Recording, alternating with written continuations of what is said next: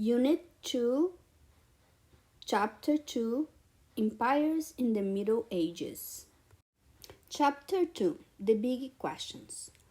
How were the lives of serfs and lords different from one another? To the Manor Born. If you lived during the Middle Ages, your life followed one of a few set paths. If you were the child of a king and a queen, or a lord and a lady, you lived a privileged life. You had enough food to eat and clothes to wear. You lived in a relatively nice house. You had servants too. You may have been one of the few who learned to read and write. You even learned to ride a horse. If you were a boy, you learned to become a skilled swordsman. Privileged girls may have learned to embroider, to dance, and to play a musical instrument. Occasionally, girls too learned to read. As a privileged child, you likely grew up to become a king or a queen, or a lord or a lady yourself. But most people in the Middle Ages were not privileged. In the early Middle Ages, nearly everyone in Europe worked on the land. Most farm workers were called serfs. Serfs grew the food and tended to the livestock or animals that fed the people. Some had more freedom than others and were called freemen. Serfs were at the bottom of the social order and had the least amount of power. Privileged family in the Middle Ages. Serfs usually spend their entire lives working on a landowner's or lord's estate. In return for the work they did, the lord allowed serfs to use some of the land to grow their own food. The lord lived in his castle or manor house. He owned all the land around his home and often the nearby towns and villages too. The Lord also controlled the lives of most of the people who worked for him. Serfs worked on the land throughout the year. Serfs were not educated. They did not learn to read or write. If serfs wanted to travel to a nearby town, they needed permission from the Lord. When the serfs wanted to marry, the Lord had the right to approve or disapprove of the match.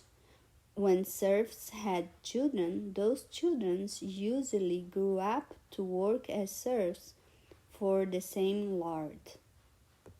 In the Middle Ages, serfs worked on farmland that was divided into strips. The serfs spent about half of their time working for the lord.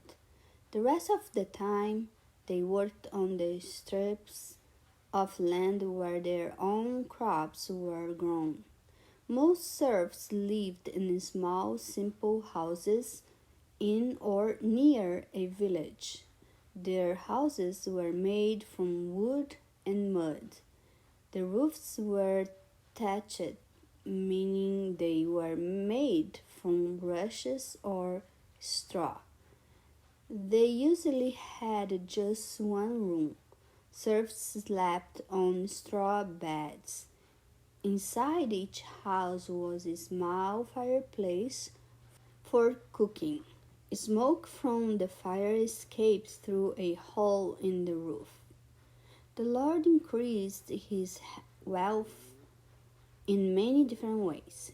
In addition to working the farmland for the Lord, serfs paid taxes to the Lord in the form of money, crops, and livestock.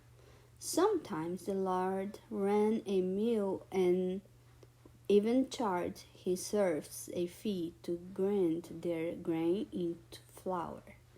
If crops failed or illness struck, people during the Middle Ages struggled to survive. In times of hardship, the Lord did not always come to the aid of his serfs. Even when food supplies were low, serfs were not allowed to hunt in the Lord's forest. However, to avoid starving, people sometimes hunted illegally. This was called poaching, and serfs who were caught poaching were severely punished. Some farm workers were freemen. Freemen were not under the same strict control of the Lord. If a serf ran away from his home and managed to live for a year and a day in a town without being found, he could become a freeman too. The Middle Ages was a violent time compared to how we live today. There were frequent wars and uprisings, including rebellions against the king by rival nobles. The need for armed protection shaped medieval society. Usually, high ranking nobles swore their loyalty to the king, and lords swore their loyalty to higher ranking nobles. Freemen and serfs had to be loyal to their lord.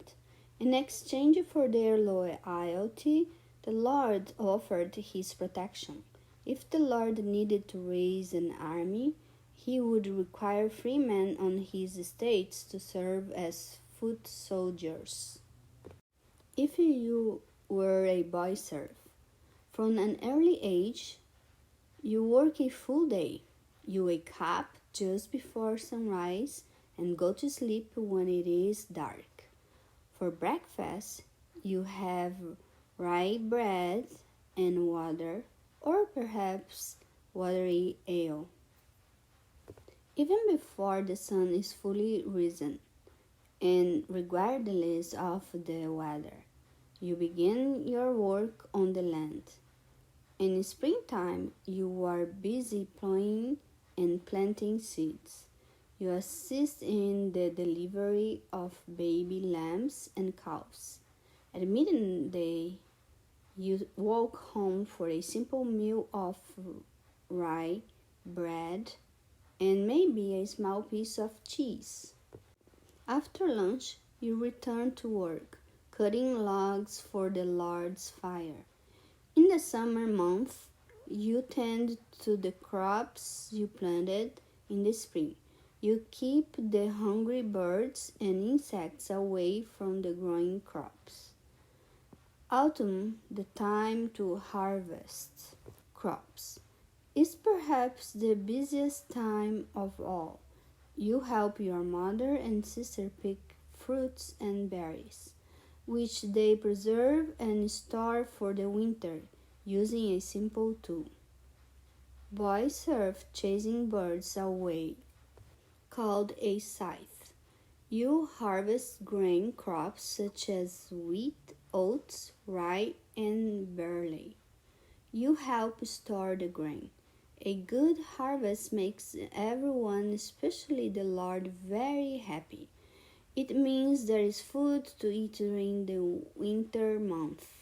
A good harvest is a time of celebration for all. Nevertheless, you have to get used to having less food to eat in the winter time and to feeling hungry and cold more often than not. At times, your parents find it difficult to make ends meet. Even if ice and snow lay upon the frozen earth, you still have jobs to do. You have to feed and care for the livestock. You repair fences and barns, all the while you continue to work on your family's strips of land. Each evening, as the sun is setting, you return home quite exhausted. You end your day with a meal called pottage that your mother or sisters have prepared. Medieval musings. 1. In the Middle Ages, a kind of food made from grain was used as a plate. What was it? 2. In the Middle Ages, people kept coins in clay pots. The pots were made from a type of clay called pig. Today, many children place coins in a special container. The name of each originated in the Middle Ages. What is the container called? 3. A popular board game that is still played today arrived in Europe from Persia in the 800s. What is the name of that game? Clue. Make sure you check your answer. Ladder quest. Stained glass windows adorned medieval churches. Most people in the Middle Ages could not read and write. Stained glass windows depict stories from the Bible and helped to communicate Christians' beliefs. Look closely at this stained glass window. A letter of the alphabet has been hidden for you to find. When you find it, record this letter on activity page 23. After you find all the letters in the ladder quest activities, you will rearrange them to spell a word related to the Middle Ages.